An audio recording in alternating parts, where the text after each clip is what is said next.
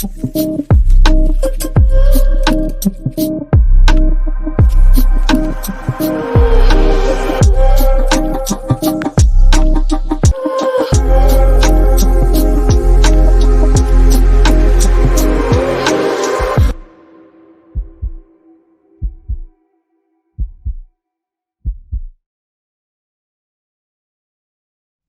back with Polar's virtual running clinics. Welcome, everyone. Today we have a very important topic for any of you getting close to an event. With the Gold Coast Marathon fast approaching, we thought it would be timely to cover off all your questions on the tricky business of tapering. We have Benita Willis returning as our expert today. She's an Olympian runner, world cross-country champion, and one of Australia's best distance runners.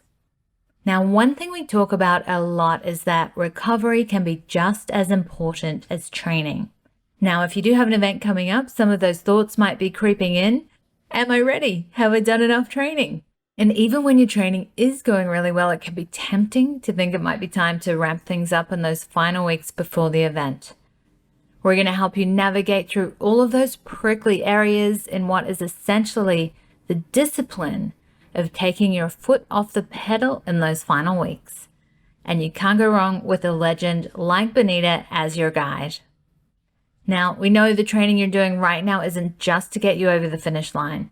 It's helping improve your quality of life.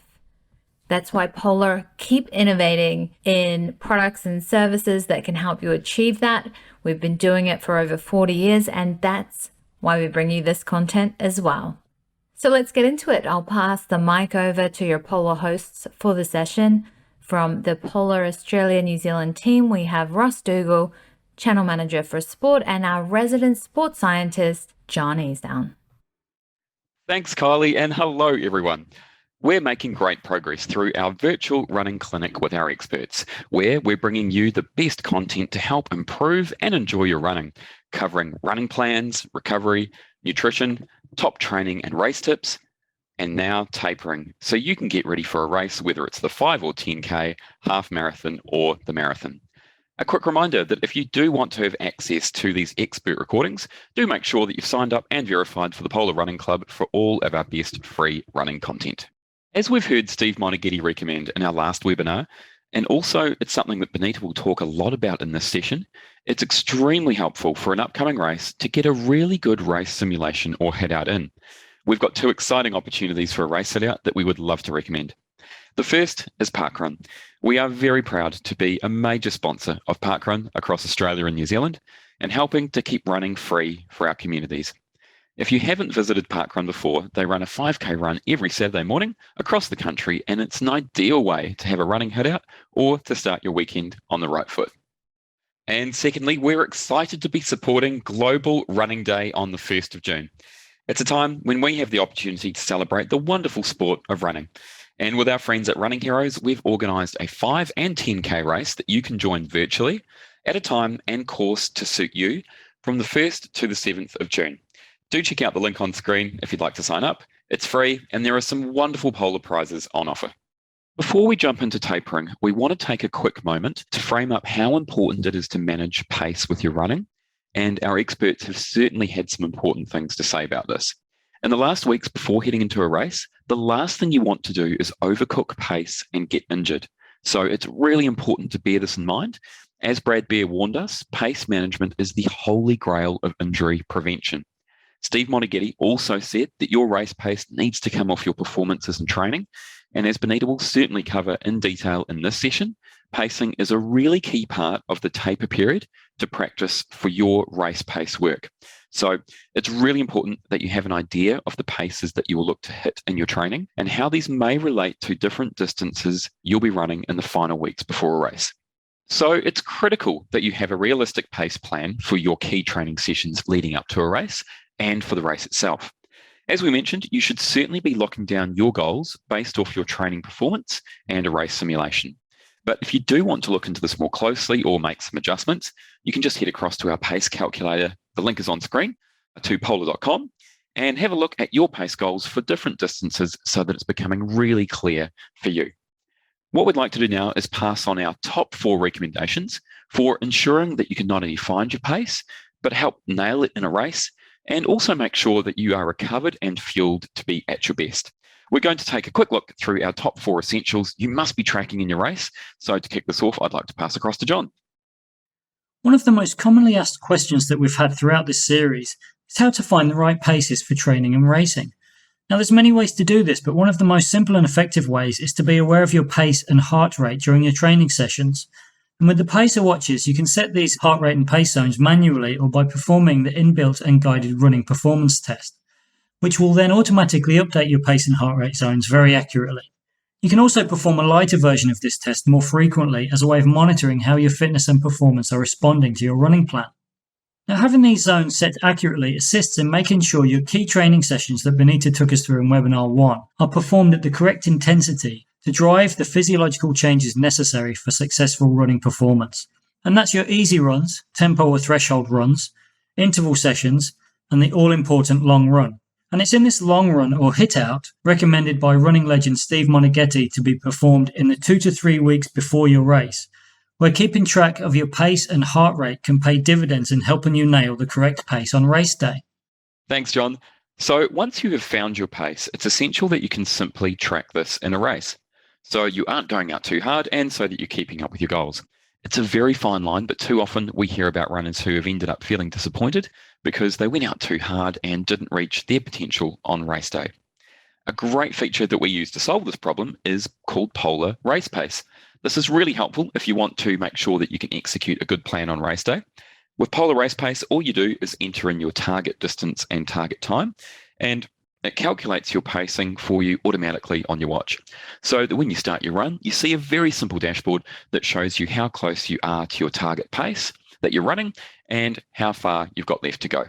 This is brilliant to test during race simulations and hitouts so that you can have the confidence that your plan works for you. You can just glance at it every now and then to make sure that you haven't gone out too fast, that you're sticking to your plan so you can have a great race, or it's there for a little bit of extra motivation when the going gets tough. What's great is that you can then customize anything you want to track during an important run. So based on your race plan, there may be some important things that you want to execute. So it's very easy to set up and customize what you'd like to see on a Polar Pacer running watch.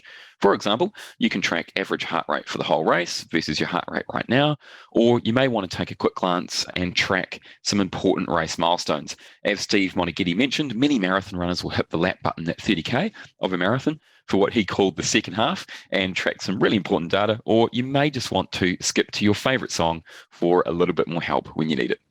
The next essential for you to have in place is to ensure that you have your fueling and hydration plan for your training and the race, especially if you're taking on the longer distances of the half and full marathon. You've heard our experts talk about this throughout our virtual running clinic series. You want to have the confidence that you're going to give yourself the best shot at performing at your best and finishing your race strong.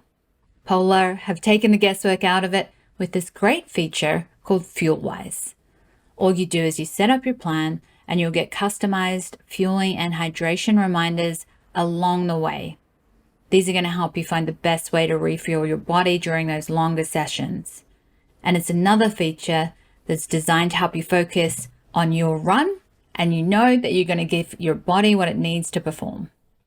And the fourth essential metric that you must be monitoring is recovery. Remember, you only benefit from the training you recover from.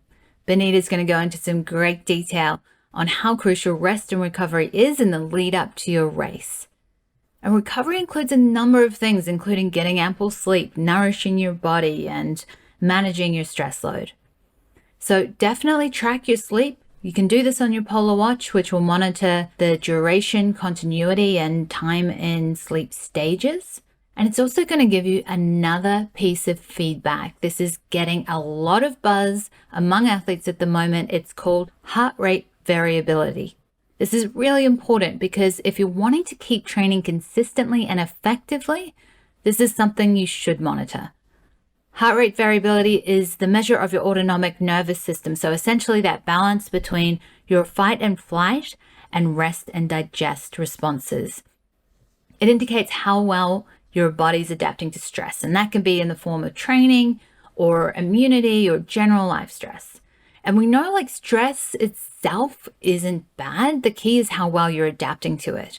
So with Polar's nightly recharge feature, your watch can give you feedback on this every day. And this is going to give you an indication of when to push hard, when to take it easy, and how well you are adapting to the stresses. Thank you, Kylie. We're really excited about this session as it's going to cover one of the most popular topics we get asked from runners, which is all about how to taper properly coming into a race. We are very honoured to have Benita back with us again to help take us through this really important topic. Hello, Benita. Hey, Ross. Yeah, thank you. And my name's Benita Willis, and I'm a 4-time Olympian world cross-country champion. I'm an ambassador for Village Roadshow Theme Park's Gold Coast Marathon, and I've also got a running group called Lace Up Running, where I'm coaching a number of runners that are about to enter that tapering phase. So, yeah, looking forward to talking about it. Thank you so much for your time, Benita. So many of our runners out there would have put in the hard yards in training. We really appreciate your advice on tapering and helping to get us to the start line fresh and rearing to go. We'd like to start off with understanding tapering. Could you talk to us about what is tapering, what is it all about, and why is it so important?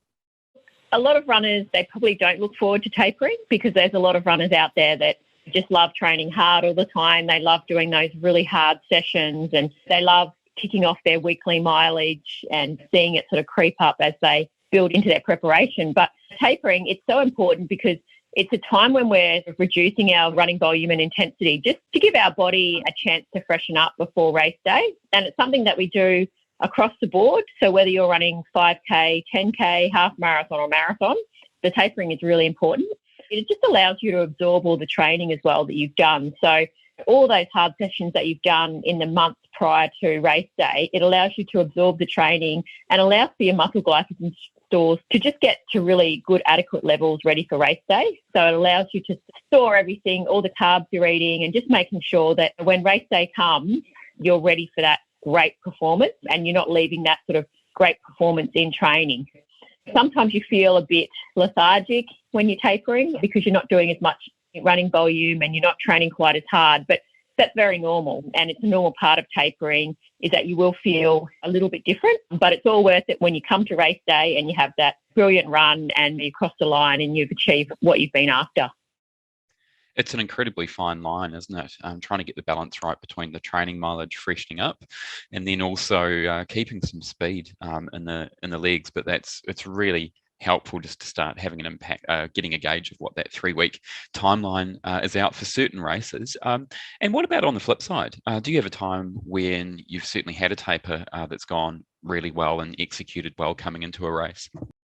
I did my first marathon at New York Marathon and it was 2004, so almost 20 years ago now. But I remember I was training really well for that race. I won a big race called the Great North Run half marathon in England, which was about sort of 5 weeks out. I ran 67:55 for the half marathon, ran very fast.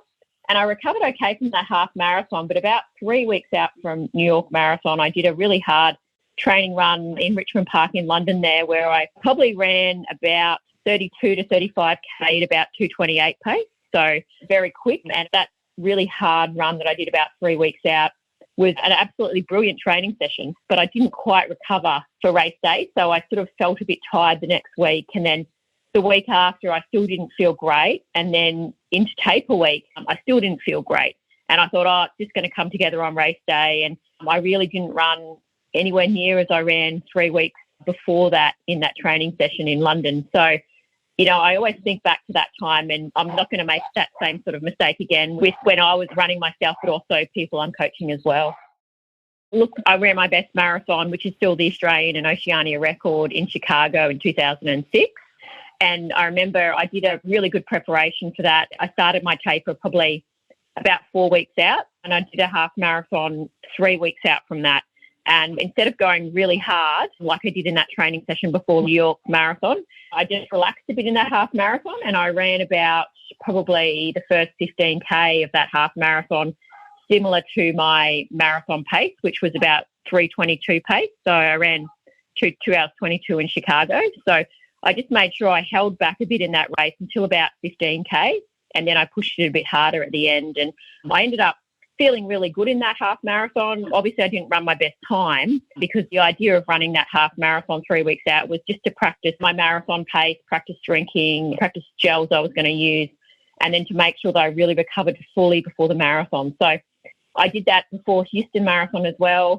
And I think those two races stand out to me with really good gradual tapers from about 4 weeks out, where I reduced volume and intensity. But the key is not to run really hard in a race within that last 4 weeks. And I feel everyone's different with the taper. But for me, I never ran a very good marathon if I ran too hard in races within the last 3 weeks especially, but 3 to 4 weeks. So just keeping on running all the same days.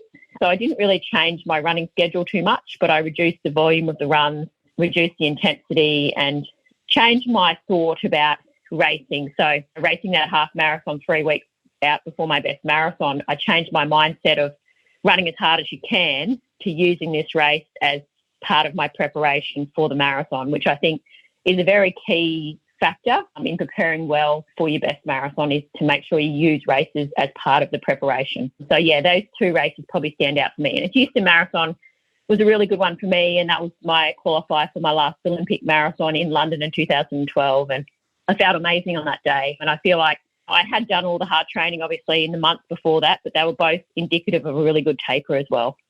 That's brilliant. Thank you so much, Benita. It really helps to get your personal experience, especially leading into some incredible performances.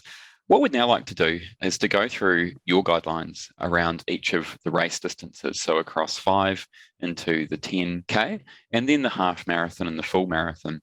If you could start with the 5K and we can run on from there, and take us through the tapering guidelines that you would generally use for runners. And I think it's also important for us to say that tapering is such an individual exercise as well. The guidelines are incredibly helpful, but it's really important to make sure that you are really clearly monitoring your training load through your training weeks, obviously having a really good idea of how your heart rate responds to different paces and the impact of those intensities on your body, and also your recovery as well. So those are some really important things to consider. I'm sure you've got a few more considerations there as well, Benita. But if we could jump into 5K and your overall guidelines for tapering there, that would be great. With the 5K, it's a short distance, and we know that we can do a lot of 5Ks throughout the year. So the tapering isn't a long period of time. So I'm looking at probably 2 weeks out. You just got to start reducing your long run volume, especially, and your midweek run volume if you're sort of running a midweek longer run and a long run on the weekend. So they're probably the two key things. And also you've got to start reducing intensity of your hard training sessions. So say if you normally do 5 times 1K efforts on a Tuesday in normal training, when you start tapering, you might go down to 4 or even 3. So that's reducing intensity. And sometimes you can increase the rest period between those sets as well, and that letting you run those reps a little bit faster than normal. I would add in a hard 3K or 1500 about 2 to 3 weeks out from race day. So, think about your goal 5K race pace, and then if you add in a really hard run over a shorter distance, the aim is to be running faster than your 5K race pace in that race. So when you get into your 5K, into your goal race, that pace feels a bit slow because you've done that really hard effort. And sometimes those hard efforts, they blow out some cobwebs, and sometimes you might feel that a hard 3K might be really hard, but once you've blown out those cobwebs and done that race, it makes the 5K in a few weeks feel better. And you don't want to be feeling like you did in the 3K in your 5K if you hadn't done a hard effort a few weeks out. So it doesn't have to be a 3K. It could be a 15-minute effort. It could be a 10-minute effort, and something that you could just do out wherever you're training. So it doesn't have to be a race, but a very hard effort that's faster than 5K race pace. And, just make sure in the last week before the race, you really make sure you take it easy. And I would do a few race pace efforts probably 4 to 5 days out. So they could be something like 6 times 1 minute efforts with 90 seconds or 2 minutes recovery. And the 1 minute efforts you want to do at 5K race pace, and then you might do some 30-second strides a bit faster at the end. So just make sure you're getting your legs ticking over at about race pace so you're ready for race day, and you're not just doing really slow jogs or taking a complete rest in the last week, because we always want to do a bit of race pace work within that last week, but not the day before. So if your race is on a Sunday, you'd probably do that on a Tuesday or a Wednesday of that week. But the main thing is make sure you don't do too much in the last couple of weeks, and reducing the running volume is probably key. Fantastic. There's some really, really great insights there for our 5K runners. So doubling up in distance. So we're now heading off across to the 10K. Benita, if you could take us through some of your key taper points for that distance as well, that'd be great. With the 10K, it's quite similar to the 5K, but because it's twice as far, we need to taper out probably 2 to 3 weeks out. So taper a bit longer from race day than you did for the 5K. I would probably look at reducing volume and intensity again. I'm looking at reducing that long run volume, midweek run volume, and you could even add a few more rest days in there if you felt you wanted to really freshen up. So I would probably do that within the last 1 to 2 weeks. I would add in a hard 5K hit out 2 to 3 weeks out. And the same sort of theory, you want to be running in that 5K a bit faster than what you're planning to run in the 10K. But it differs a little bit to what we were talking about with tapering for a 5K, in that when you do your hard 5K before your 10K race, you might want to start doing the first 2K at about your 10K race pace and then finish with the last 3K faster. So you don't need to do the 5K flat out as a little hard hit out 2 to 3 weeks out. But you could look at practicing the first 2K about 10K pace and then the last 3K faster. I would make sure that's at least 2 weeks out so you can get some good recovery in there before your race. And the idea is for your 10K pace to feel a bit more comfortable, considering you've done a bit of a hard effort a few weeks out. And then once you get into race week, just make sure do something that's about 10K pace. So sometimes a good session you could do be a little tempo run that's a little bit slower than 10K pace. So it could be a 6-minute or 8-minute tempo run that's a bit slower than 10K pace. And then maybe some 50-second efforts that are a 10K pace with 70 seconds recovery. So nothing too hard, something where you're running a little bit slower than race pace and then right on race pace. And you might want to finish with a few efforts a bit faster in those 50 seconds, but nothing that's very hard. So in that last week, you can't really train too easy. You need to still run and do something a little bit harder about Tuesday or Wednesday if you've got a Sunday race, but you can train too hard in that last week, and that's what you don't want to do. So you really want to make sure that you take it easy and you save your body for race day, and that's really going to get you your best performance. Amazing. And it's really great to have some of your input around the great little sessions that we can do during that taper phase as well. So that was some really great information for our 10K runners out there. What we'd like to do now is head across to the half marathon, so the 21K. Benita, if you could take us through your guidelines for tapering for the 21K, that would be great. For the half marathon, I would start reducing your long run volume probably in the last 3 weeks out. And it doesn't have to be dramatic reduce in volume, but you really got to start making sure that each long run you're knocking off maybe 20 minutes, or depending on what you're up to with your long run. So the Sunday before your half marathon, you're probably only doing a long run of maybe 50 to 70 minutes, nice and easy. And everyone's different with that, so it's very hard to say exactly what you would do, but you're making sure that you're reducing that volume.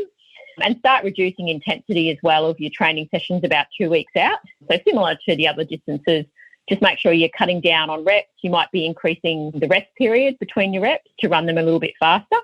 I'd probably look at doing a 10K race, or even for a half, you could do a 5K race. You could do a 20-minute effort. You could do a 25-minute effort, something that's shorter than that half marathon distance. So look at doing some sort of a hit out. And I always say it's great to do a race, because in a race, you can practice what you're going to do on your race day for the half marathon.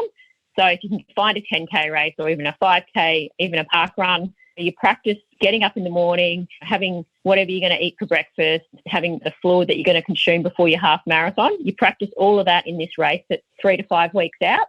And then once you get into this race, if you're doing a 10K, just practice some of your nutritional strategies as well for your half. But I would look at doing something like that. With the 10K, you might want to start the first 2 to 3K half marathon pace and then the last 7K a bit faster. If you're doing a 5K, you probably just want to run that a little bit faster overall than race pace. But the idea is to be running faster than your half marathon race pace, having a bit of a hit out.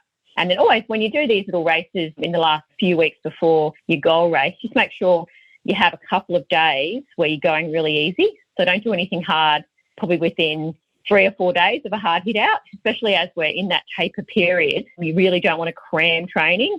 Like in the taper period, it's a time of easing back in training. So you can't catch up training that you think you haven't done 8 weeks before. You can't catch that up in the last few weeks. You've really got to make sure that you're starting to reduce volume intensity and increasing things like rest and recovery and making sure that you're mentally ready for the race as well, which is a huge thing that we haven't talked about. But keep your training routine normal. So if you normally run 5 days a week, you can still do that in the taper period, but you just reduce the volume of your runs. So for some people, it's very good for them to keep in their normal routine and not take more rest days during the week. But for other people, they might prefer to take an extra couple of rest days in that taper week in the last week before a race like a half marathon.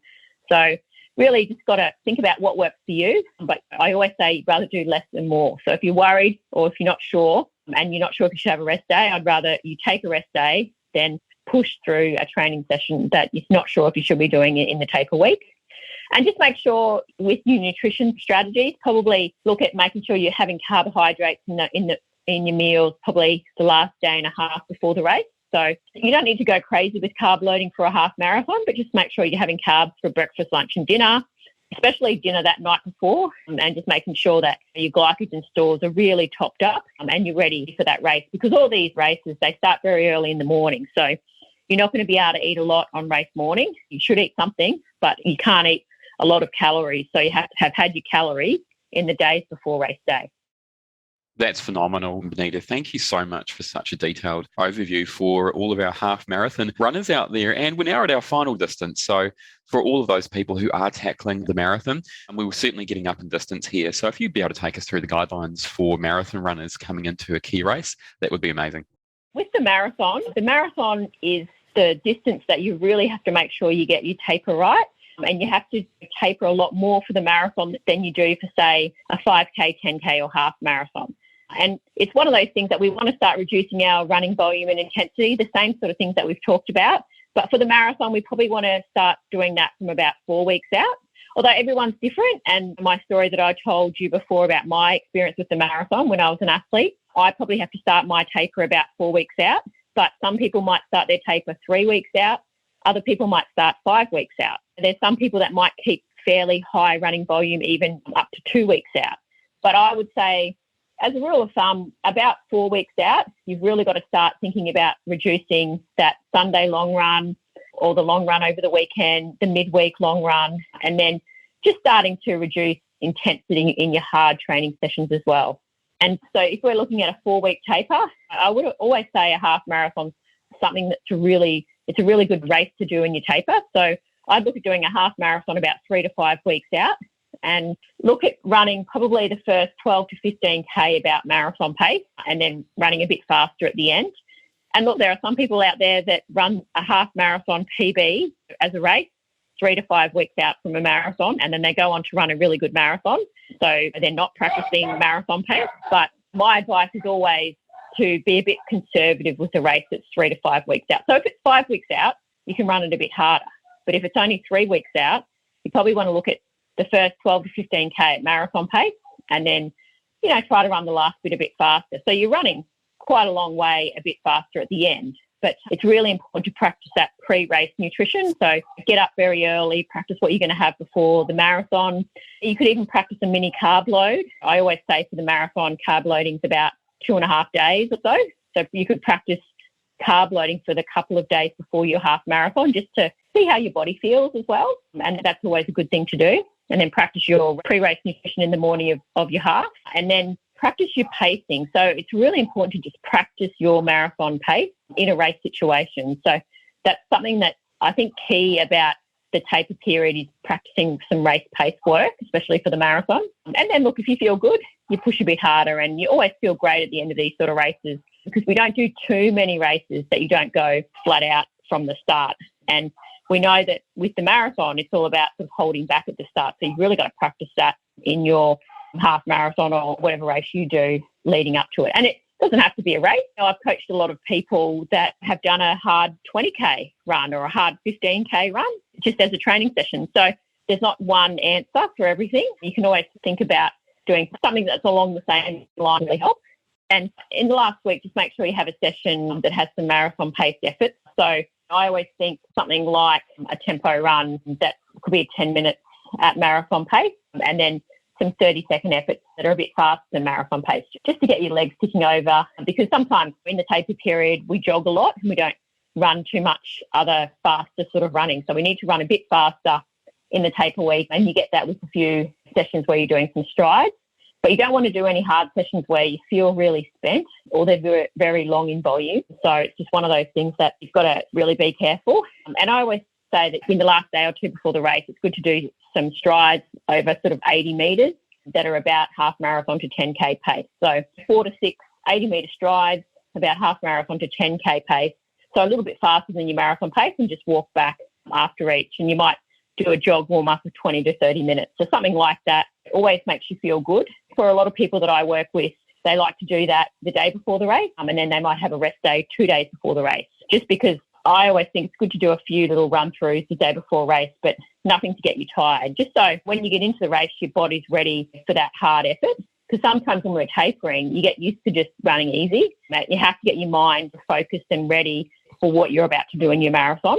And it's really important to practice that in the tapering period as well. A big key with the marathon is making sure that you start your taper a considerable number of weeks out from race day, and you just don't go too hard in anything in the last 3 weeks, especially with anything you do. And it's better to save it for race day.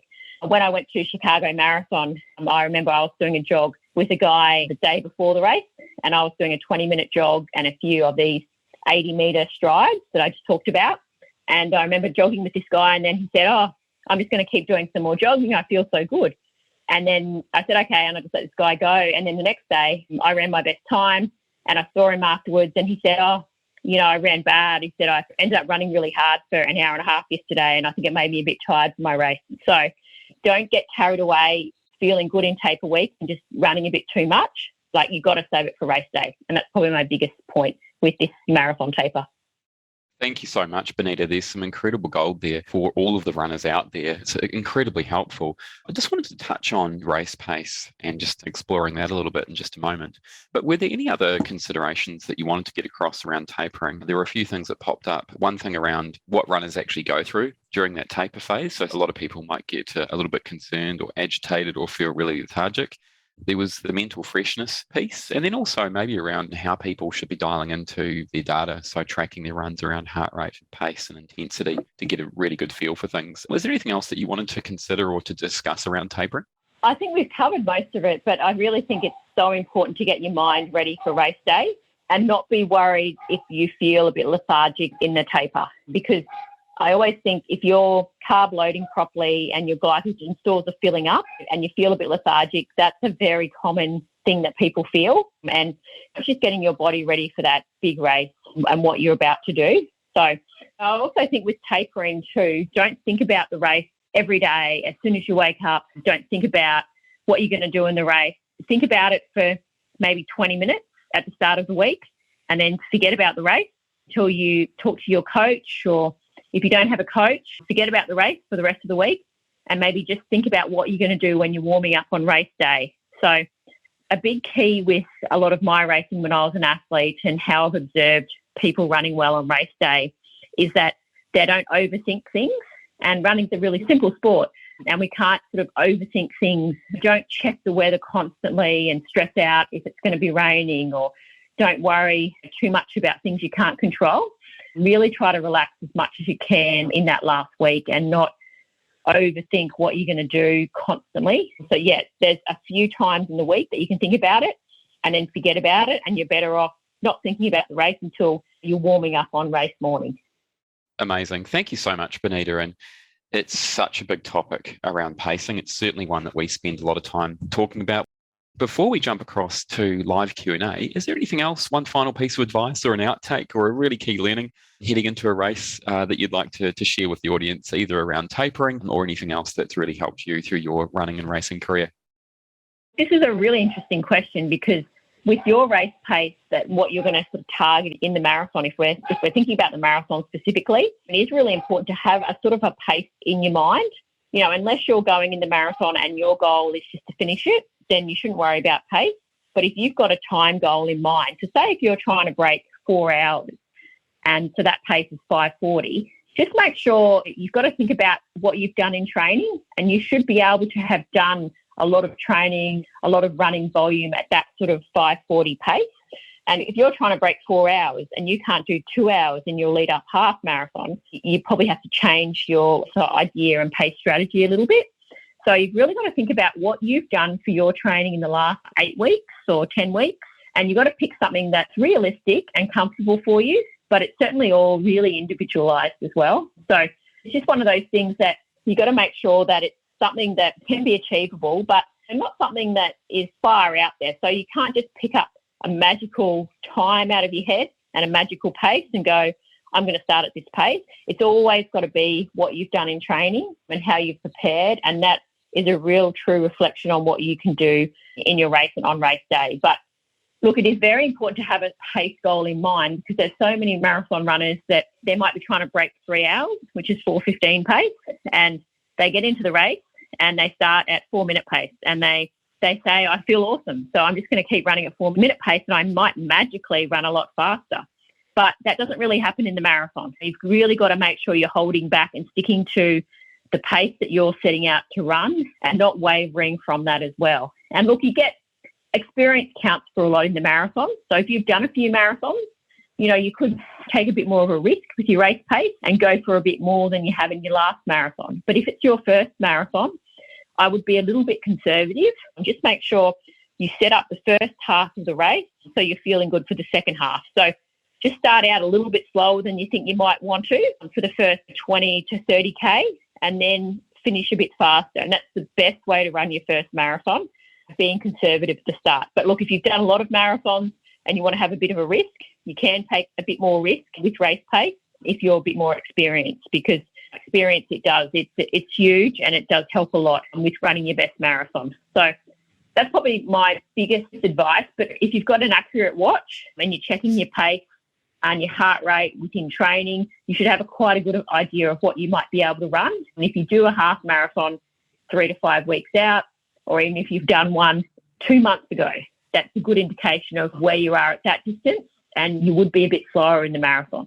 So just got to have a think about what you might be able to do. But training indicates everything. So think about your training, have a chat to some people that might have been training with you as well, and then figure out what pace you want to go at. And look, when you get into the marathon, it's really good to run with a pace group. So there's heaps of pace groups on race day.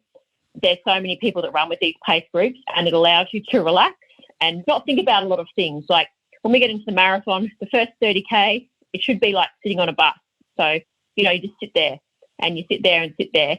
And then once your stop is about to come up and you press the button, that's when you're doing the last 10 to 12K. That's when you should be ready to sort of be on and be ready to race that last bit.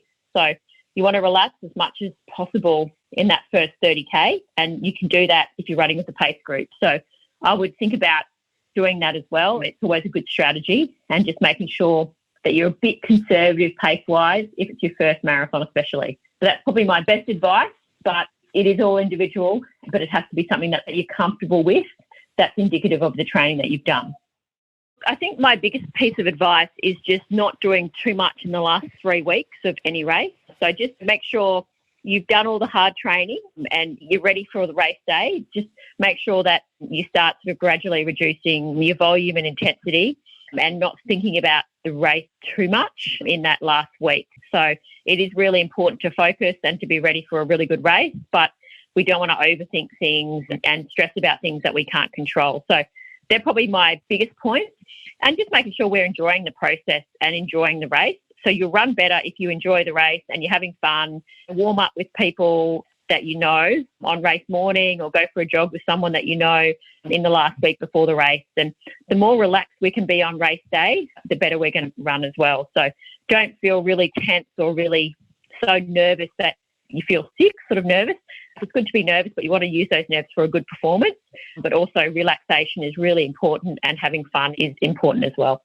That's an amazing point to finish on there. We put in a lot during training. There's obviously a lot of stress while people are trying to making sure that they're heading towards a goal and doing their best, but also managing life. And I think that it can become a little bit serious. And we're certainly hoping that for everybody out there who's about to head towards a start line or just getting a really nice plan together for your final weeks in your tapering, that you can really take some time to think about enjoying the run, and then on race day, hopefully fall in love with running and keep your journey going from there. Look, thank you, Benita, so much for your time. We've had some incredible questions coming in from all of the runners out there. Let's keep those going, and we'll get to as many as we can with our expert, Benita Willis, as we head through the rest of this session. Thank you so much, Benita. Thank you. We will shortly head to live Q&A with Benita, so do make sure you have got a question in the comments section if you need help with your tapering or lead up to a race. As always, a quick reminder to ensure that you have signed up for the Polar Running Club. This is how we can get you the recordings from our experts and our best content to help improve your running. It would mean a lot to us that if you do feel like it's time for a new running watch, so that you can measure your heart rate, your paces, your race pace, recovery and nutrition as accurately as possible, that you check out the all-new Polar Pacer range of running watches. It would also mean a lot to us that if you do have the opportunity to support the people who support Polar, so that we can continue to bring you this running content. If you need new running gear or would like to talk to some experts in running watches and apparel, certainly check out the likes of Wild Earth, Highly Tuned Athletes, Wildfire, The Running Shop, and select JB Hi-Fi stores. We have been very fortunate to have some incredible running advice shared with us from Benita. If you are in need of some one-on-one coaching, we couldn't recommend Lace Up Running and their great coaches highly enough. If you'd like to reach out to get some expert help to get into great running form for your next race, you can make contact with Benita and the team via the link on screen. As we edge closer to a major race, we know that it can be a really nervous time for many runners. So to help out, we have some incredible race week and race day tips that we've captured from Pat Carroll and Benita Willis, two of Australia's great distance and marathon runners, passing on the most important things that they've learned to do and not do the week before a race and during a race itself. Do keep an eye out on your inbox so they can help you have a really good preparation for race week and the day of a race. But until then, we'd like to pass back to Benita to help out with some of our live Q&A answers.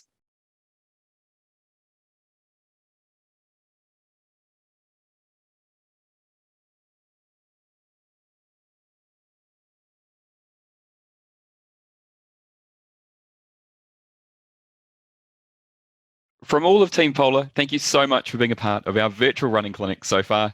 We look forward to seeing you soon, and in the meantime, all the best with your running and stay safe out there.